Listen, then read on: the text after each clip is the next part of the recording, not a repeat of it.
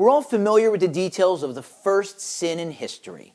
After God issues the instruction not to eat from the fruit of the tree of knowledge, that narrow fellow in the grass, as Emily Dickinson might refer to that wily serpent, tempts Eve, the first woman, and convinces her to eat from the fruit of the tree of knowledge. After she does so, she massively compounds her sin by giving some of the fruit to her husband Adam to eat. Rashi, the greatest of the biblical commentators, quotes a medrash to explain Eve's motivation. He says that she didn't want to be in a situation wherein she would die and Adam would live and marry another woman.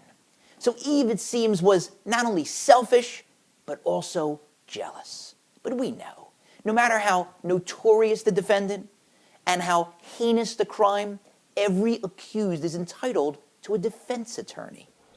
Remember these words. If it doesn't fit, you must acquit.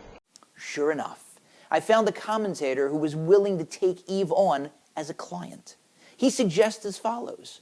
What she figured was that if only she had eaten from the fruit, God might strip her of her immortality, kill her, and then Adam would marry another woman. But if they both ate from the fruit, God wouldn't be willing to do a reboot of all of humanity. And so, in a sense, he'd be forced to allow them to continue to live. So what she was doing was ensuring that she and her husband would be able to both go on and live out their lives together. And if that's the case, then what she was also doing was protecting her husband from the horror of having to bury his beloved wife, the woman who was created from him, for him, as his perfect mate.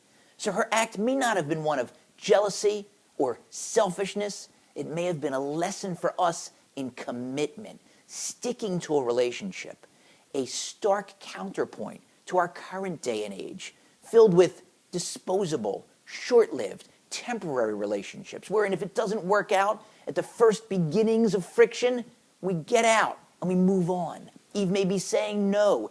Make the commitment and stick to it and work at it, to stay together, to grow together, to live together. As King Solomon tells us in Koheles, Ecclesiastes, the book we just read over the Sukkot holiday, enjoy life with the wife whom you love.